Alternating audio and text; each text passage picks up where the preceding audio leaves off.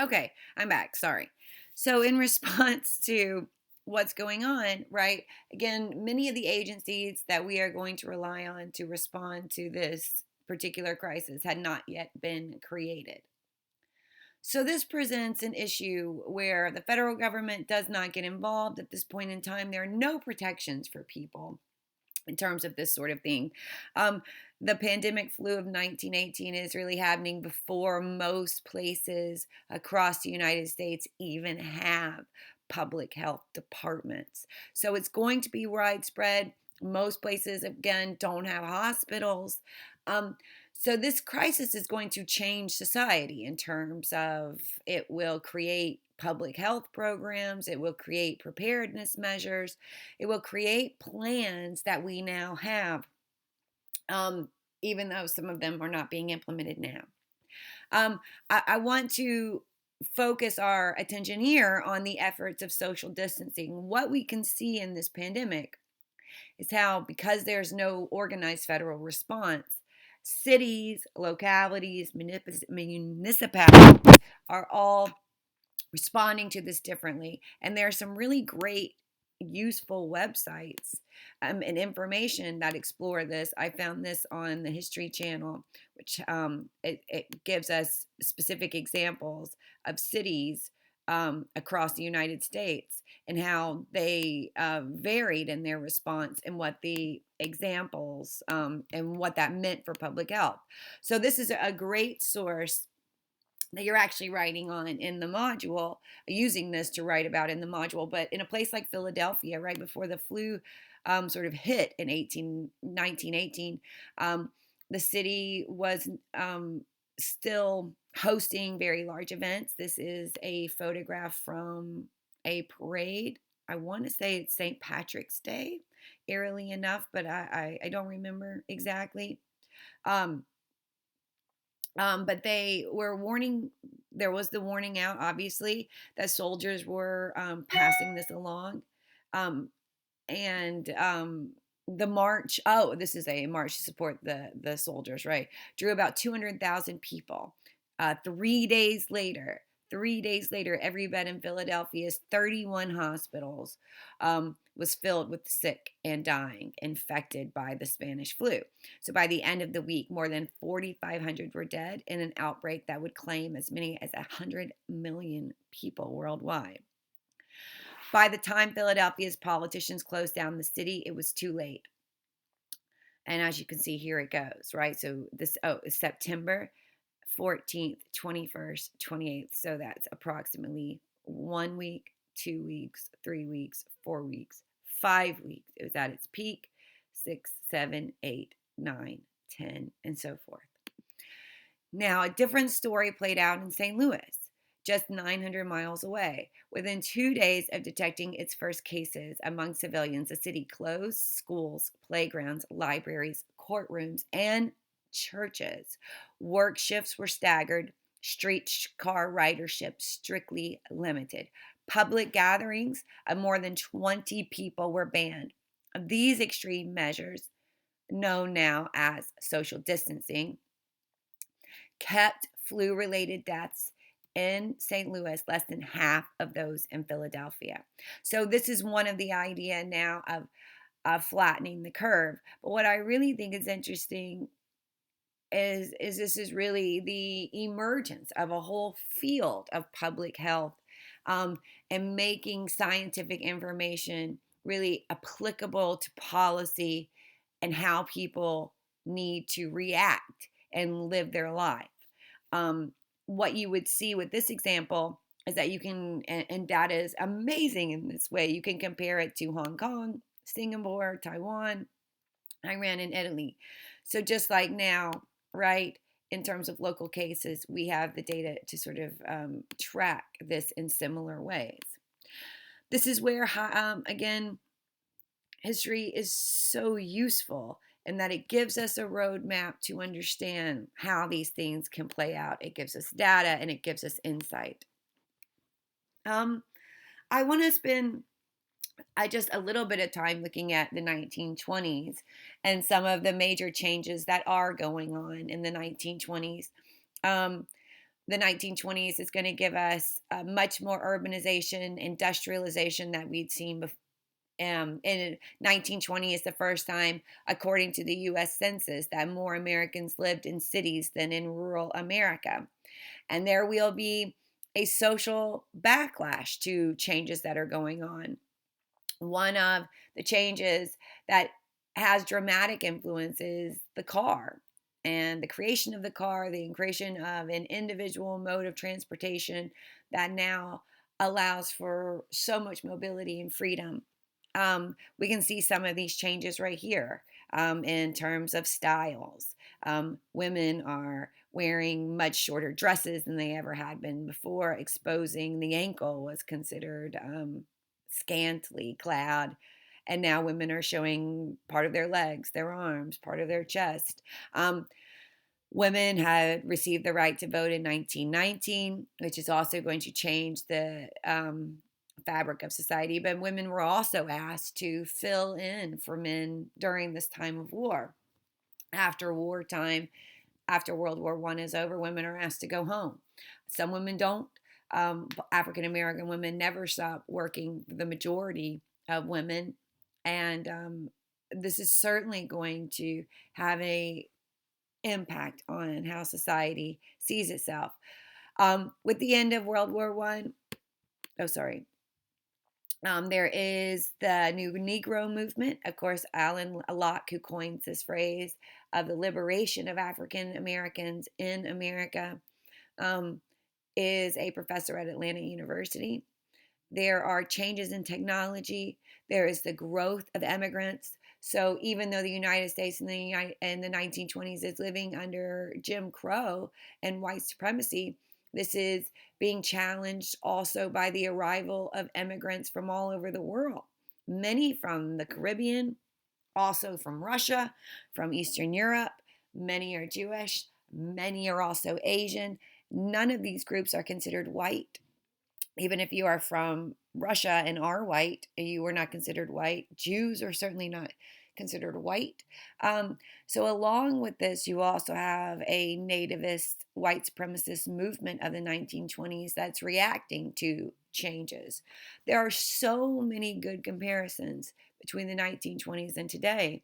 You very much are encouraged to sort of understand the depth of that. All right.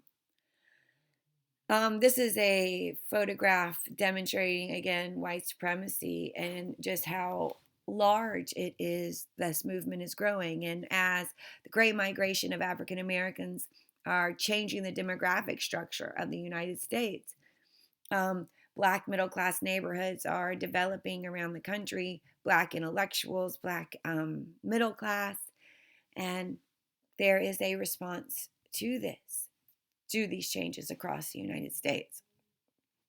I want to focus our remaining minutes on the Great Depression and how that's going to transform government and citizenship in the United States. In 1929, even though Americans are wealthier across the board than they had been, the stock market is going to crash. Most Americans don't have stocks. So just as we've seen unprecedented changes in the stock market, that doesn't affect all of America in the same way. So when the stock market crashed, it certainly created a panic. People are losing their jobs at unprecedented rates. Businesses are closing.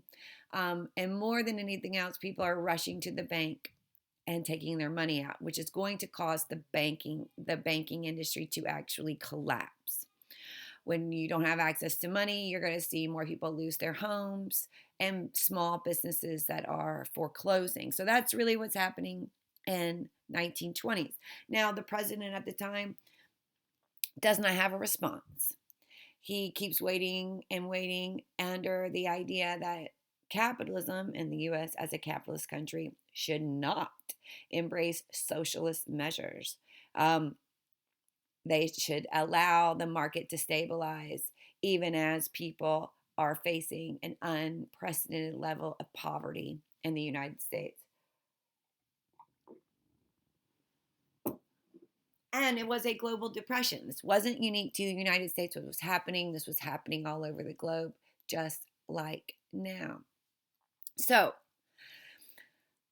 this hits in 1929. People are suffering for a number of years before the government really starts to change course about this. 1932 was an election year, and there is also a new Democrat challenging Hoover for presidency.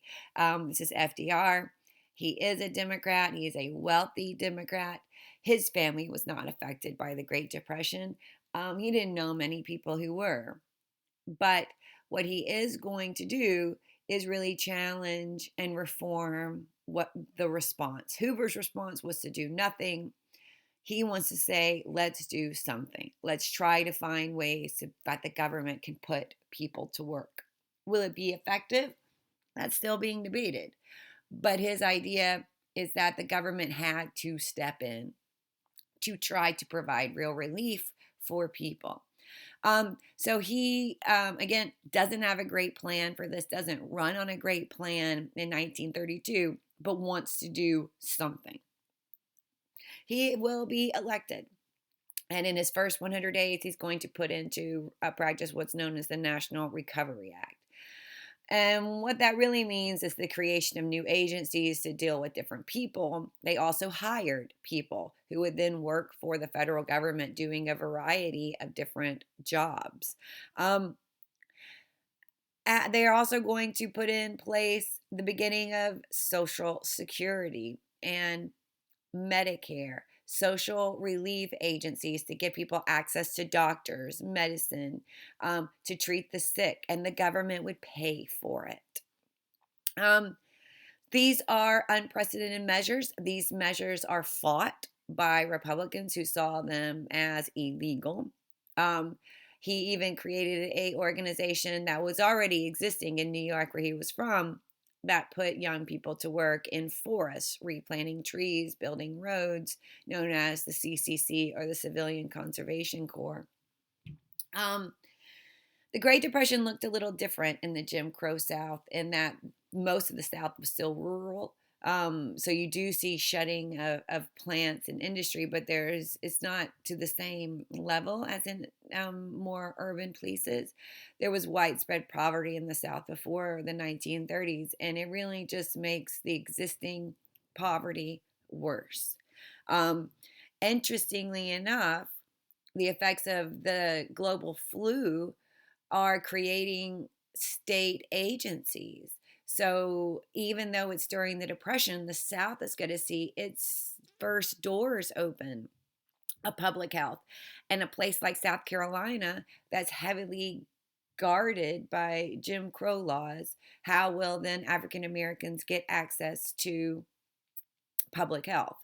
Of course, this is brought up again and again by Black activists. So, in a place like South Carolina in the 1930s, a Black woman is selected to physically lead Black public health, as it would be in a separate space. And that woman is Majeska Simpkins, who is also noted civil rights activist, leader, and definitely a shaper of public health in the American South. Now, the U.S. is doing a number of things to try to put people back to work. Of course, there is not a consensus upon this. It is heavily debated among politicians. Republicans and Democrats are split on the best way to do this. But they're also facing a different global crisis, which was the Second World War. A response to the Great Depression across the world was fascism and increased racial hatred and white supremacy. So the U.S. is going to be challenged yet again to really look at the Second World War. What's going on in Germany, again, is really using a racial group to pin all your problems on. Same thing is going on in Japan. They're using the Chinese to do that. Germany is using Jews. I would tell you that there is also not only Jim Crow America going on, actual racial separation in the United States, but there is also a increasingly pro-Nazi movement happening in the United States, led by a politician known as Charles Lindbergh.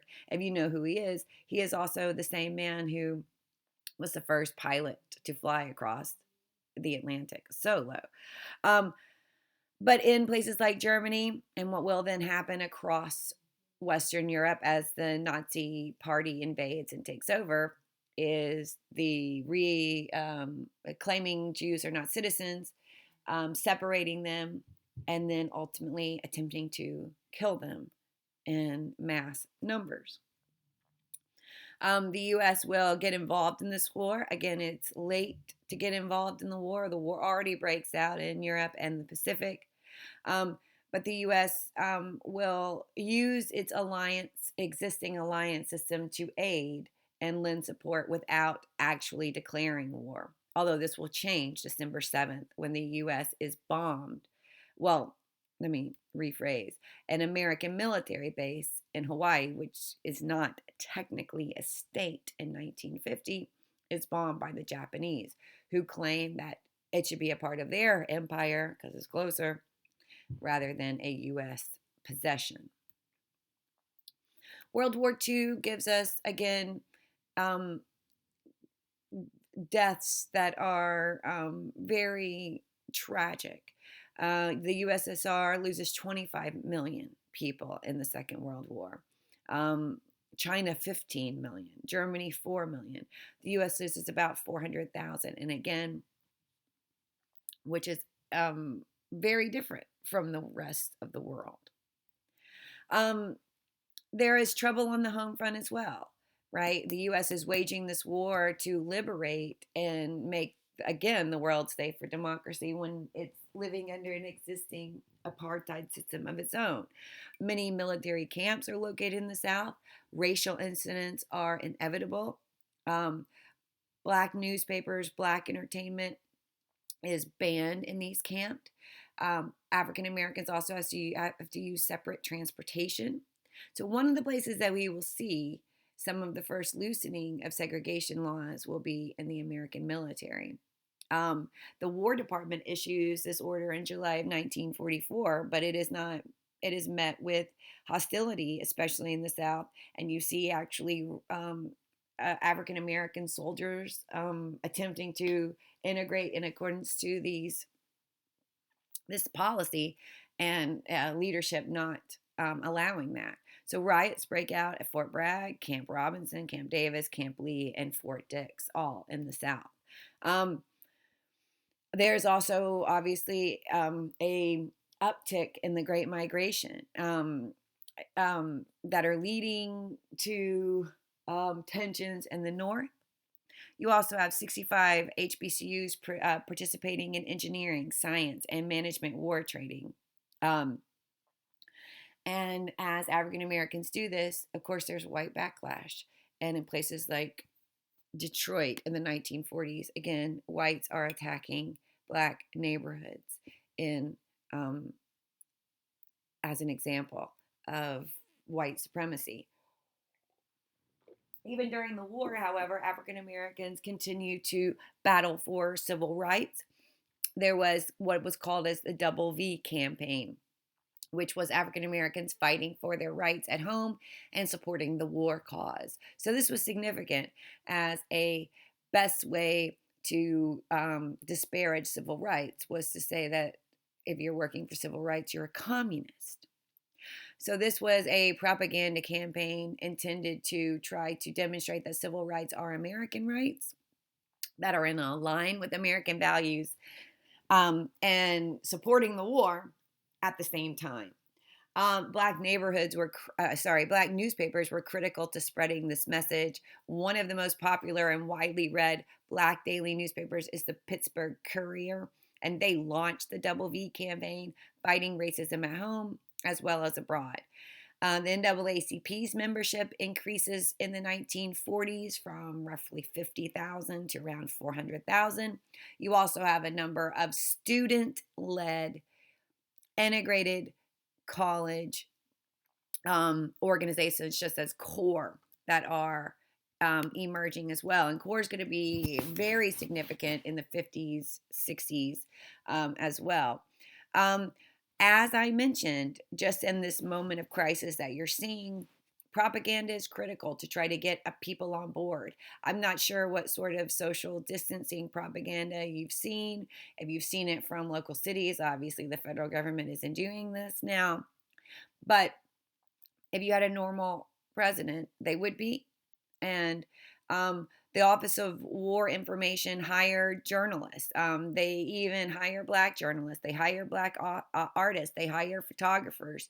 Again, within this New Deal system that FDR has implemented, they are trying to open up jobs for African Americans. And of course, it's met with resistance, even within their own government. Propaganda to have Americans support the war, emphasize the U.S. as a melting pot, right, where everyone can succeed, emphasize a place that was a true democracy, that the Nazism represented racism. So this is really hard to do in Jim Crow America, where the legal definitions all support segregation and white supremacy.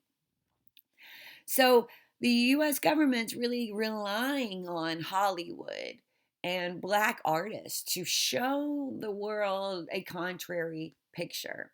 Thank a white, very famous white director, Frank Capra, produces a movie in 1944 called The Negro Soldier, which became mandatory viewing for all soldiers. And it's showing a type of America that does not exist. The reality is, this is happening, right?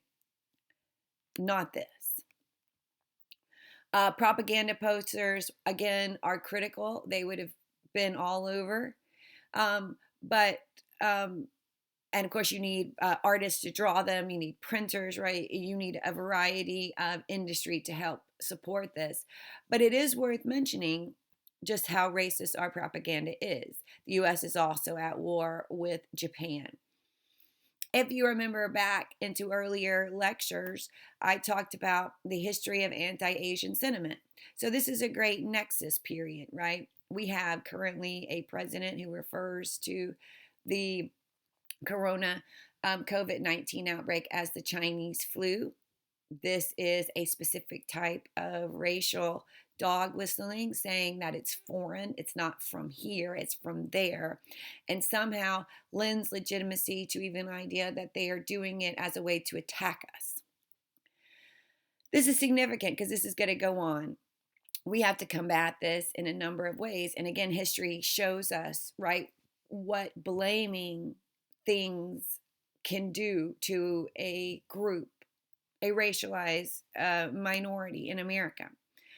So the U.S. is bombed Pearl Harbor is bombed in 1941. The Japanese do it. The U.S. immediately declares war on Japan. And the discussion of what to do then with Japanese Americans becomes discussed in Washington, D.C. And what is determined even by, right, the Roosevelt administration that's trying to show an America that is racially harmonious, the same administration rounds up Japanese American citizens and puts them in internment camps. Over 300,000 of these people are rounded up. Half are actually Japanese. Others are, of course, other ethnicities, such as Korean and Chinese, because, again, the U.S. government isn't finessing this enough. It's basically just, if you are Asian, I would take you. The FDR issues what's known as Executive Order 9066, February 19th, 1942. 120,000, two-thirds U.S. citizens are placed in these camps. Most of the camps, as you can see right here, are in the American West, but there are two in the South, both in Arkansas. These camps are run by the War Relocation Authority, so they're basically under martial military law. People are living in very close quarters. It is unhygienic. People are starving. Their lives are disrupted. They are seen as a hostile enemy. even though some actually will be asked to serve in the US military, which is also so interesting. The 442nd Regiment became one of the most highly decorated units in World War II. So, just like in other parts of American history, this is very bifurcated. And it reminds us of a couple of things. It reminds us that under war, you definitely see enemies pinpointed and domestic enemies. This also shows us that even as the government is attempting to try to create a more equitable America, it has a problem doing the things it needs to do to really fix it. Um, it should also remind us that things will change in the midst of this, that our government could respond in specific ways and may not be doing that. We have a chance potentially, just like they did in 1932, to change courses. We could do so. But FDR didn't have the answer to everything. He also is very ill himself, not because of the flu, but he has other underlying health issues, and is suffering his own um, medical issues, which is one of the reasons, again, for Social Security and Medicare in the first place, is his understanding of and empathy that other people need treatment just like him. There's a lot to think about within all of this, and my charge is not to overwhelm you or to create more fear or panic, but to again have history help us as a guide to certain possibilities. It's not a predictor of the future, but it certainly is here to help us understand options. Whatever happens next is not pre-described. It is decided by human actors making decisions, just like history was when we look back here. Um, I appreciate you taking the time to listen. Please let me know if you have any questions. I'm happy to discuss any of this in more detail with you. Please stay safe, take care, and know I'm just on the other side.